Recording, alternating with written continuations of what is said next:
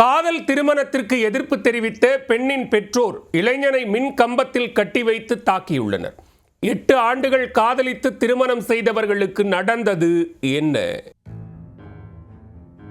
ஆந்திர மாநிலம் ஏலூர் மாவட்டம் மண்டவள்ளி அடுத்த காணுகொள்ளு கிராமத்தைச் சேர்ந்தவர் சாய் சந்த்.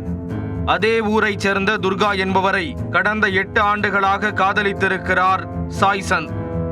தபால் நிலையத்தில் துர்கா வேலை செய்து வரும் நிலையில் சாய் சந்த் சரியான வேலை எதுவும் இல்லாமல் இருந்துள்ளார். இதனால் அவர்களின் காதலுக்கு பெண் வீட்டார் கடும் எதிர்ப்பு தெரிவித்து வந்துள்ளனர்.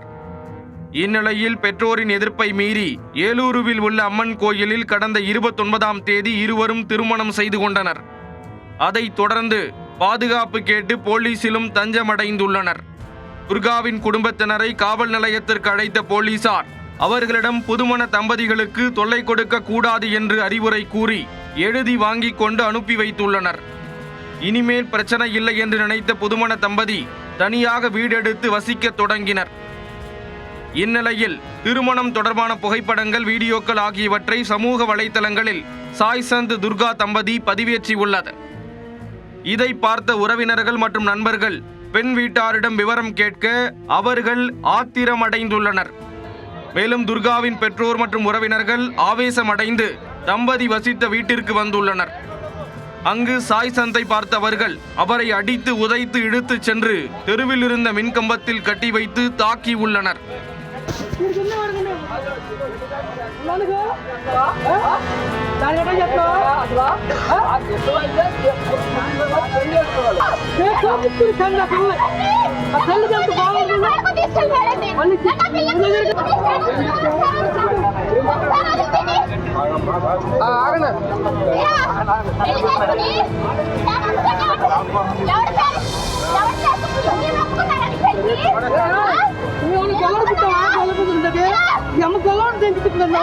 துர்காவை அங்கிருந்து வலுக்கட்டாயமாக காரில் ஏற்றி இழுத்து சென்று விட்டனர். இது குறித்து சாய் சந்த் புகார் அளிக்க வழக்கு பதிவு செய்த போலீசார் விசாரணை மேற்கொண்டு வருகின்றனர். மேலும் துர்காவை மீட்ட போலீசார் அவரை சாய் சந்திடம் ஒப்படைத்துள்ளனர். போலீசாரின் அஜாக்கிரதை காரணமாகவே புதுமண தம்பதிகள் கடுமையாக பாதிக்கப்பட்டுள்ளதாக அப்பகுதி மக்கள் குற்றம் சாட்டியுள்ளனர்.